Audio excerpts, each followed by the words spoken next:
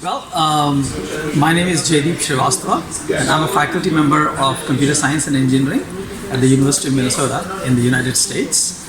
And this is my third or fourth time attending this big data school. And thank you very much for inviting me. And what I want to talk about is, what is big data and how it is impacting both the current and what kind of future we can expect to live in. So a specific area that I'm going to focus on in big data is the kind of data that we're collecting about human behavior from various perspectives, and I'll give two specific examples of applications. So my personal interest is in collecting, looking at big data that is being collected by all kinds of what I call sensors for human behavior. So whether it is online behavior, like if you're in the online systems like Facebook, Amazon,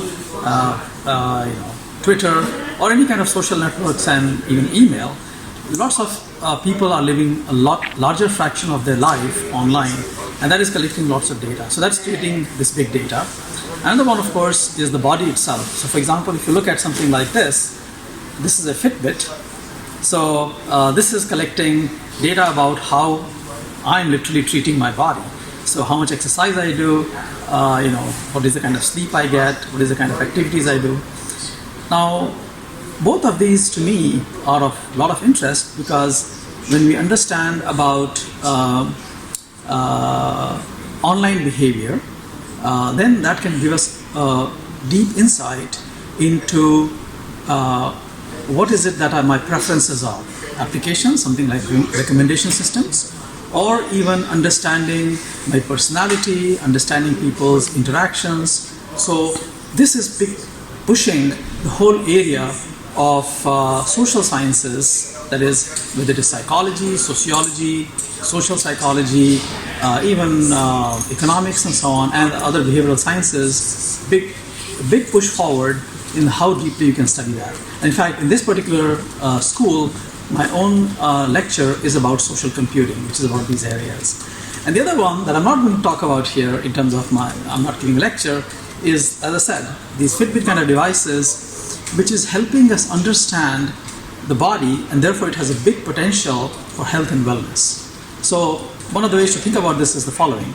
Think about three dimensions, okay?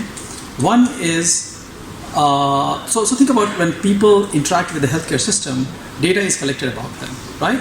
So one dimension is all the information, right? How accurate the information is. A second dimension is all the people, and third is all the time. So what do I mean by that? So imagine that if you go to the hospital, people take your blood pressure, they take your blood test. There's a fairly deep kind of information, it's quite accurate. But people spend time in the hospital very short amount, right? Only once in a while. While if you look at the rest of the time, people are leading their lives, and the hospital system does not know about what people are doing. And especially when we look at chronic conditions like sleep kind of problems, which have downstream impact on things like people's Alzheimer's and insomnia and so on, or of course obesity, which leads to problems like heart conditions and many other things. Now, these kind of devices, they can start providing a 360-degree view of someone's life, okay?